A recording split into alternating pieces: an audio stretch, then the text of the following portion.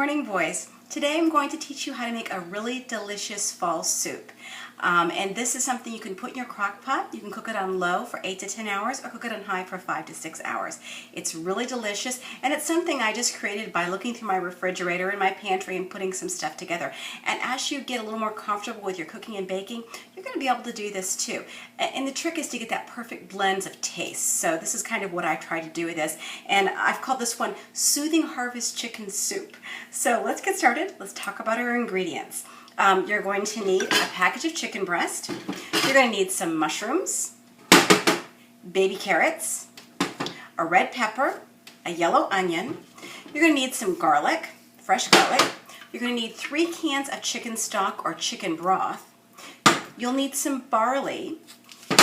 You're going to need salt and pepper, and you're also going to need 2 packets of seasoning from chicken ramen soup. Now let's talk about the tools that we'll need. You're going to need a cutting board and a nice cutting knife. You're also going to need a skillet and a spatula. This is what you're going to use to brown your chicken in. And then you're going to need your crock pot. Now I have this nice oval one, or you can use the round one too, whatever works for you. So go ahead and gather up all of your ingredients, and then we're going to get started. And the first thing that we're going to do is we're going to cook our chicken. Okay, so let's get started on our chicken. What I've done is I've rinsed it, and then I've cut it up into little pieces that are about this big. Okay, we've cut them up small. They're going to cook quicker, and also they're going to be nice and bite-sized. So what I have is I have my skillet. I've added a little olive oil to the bottom, and I've heated it till it's hot, and I'm going to go ahead and put my chicken in there. And I'm going to cook it, browning it maybe like 5 minutes. So it's thoroughly browned on all sides. It'll be cooked all the way. So go ahead and do that, and then I'm going to show you what mine looks like. Chicken is cooked on my stove top for 5 minutes. It's nicely done. And what I'm going to do is I'm going to use a slotted spoon to go ahead and take that out of the skillet, because what I don't want to have is any of the chicken fat, okay? So go ahead and do that. Then we're going to get started on our vegetables. Let's go ahead and move on to our vegetables. We have baby carrots, and I have about a half a bag of those. Also have the small mushrooms, and I have just 1 small package of those. We're going to use a half of a yellow onion and then half of this red pepper. Go ahead and cut up your baby carrots, and you can cut them into little slices this way, or you can cut them the long way as well, whatever works for you. And with the mushrooms, just cut those into slices, and then we'll move on to the red pepper and the onion. I finished cutting up my carrots and my mushrooms. So here's my carrots. And here are my mushrooms. Something to keep in mind when you're trying to make your food look as appetizing as possible, so it makes people want to go ahead and try it, is you want to make sure you have a lot of color in your food. And also different shapes and textures are really good too. That's something else that appeals to the palate. So we've got those cut up, and let's go ahead and move on to our red pepper and our onion. So with the onion, I've gone ahead and I've cut off the bottom and the top portions.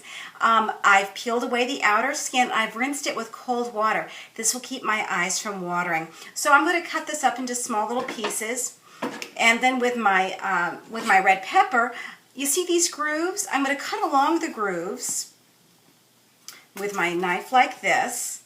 And it's going to sink about halfway in, because again, the center of this is hollow. It just has the seeds. So I'm going to cut along all of those, all of my little sections. And then I'm going to pull it apart, and I'm going to discard the inside, the pulp part, and then I'm going to cut the other pieces into some nice long strands as well. So I'm going to go ahead and do that, and I'm going to show you how mine look. I finished cutting up my red pepper and my onion, and something to keep in mind when you're wondering how I figure out the portions. The first time I put this recipe together, I only had a half a red pepper, so that's what I put in. If you like lots of red pepper, go ahead and feel free to use the whole one. Then, of course, we have our cut up onion. Now what I'm going to do is I'm going to start assembling my ingredients. So what I've done is I've taken my crock pot, the insert out, and I've added my 3 cans of chicken stock. I'm going to go ahead and start adding my other ingredients. So the first thing going in is going to be the chicken that we've cooked and we've cut up. Then we're going to throw in the carrots. That's going to give it great color and texture.